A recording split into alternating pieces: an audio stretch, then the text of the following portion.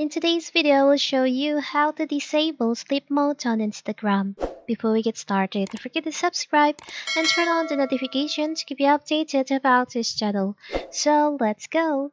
Instagram sleep mode is designed to help users limit their activity on uh, the app, especially during curtain hours. This feature is usually activated through notification settings or usage time reminder so you don't receive notification during your downtime.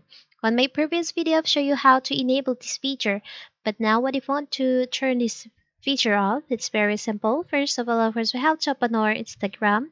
Now you just go to your profile. You can go to the upper right corner on the three lines over here.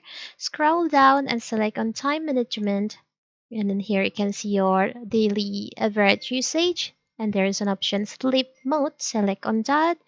Here's, as you can see in here, my sleep mode says active. If you only want to change the start time and also the end time, you can just add it in here. But if you really want to disable this feature from your account, you can just tap on the toggle in there.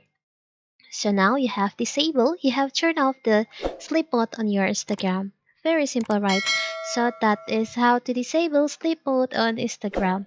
Thank you and see you.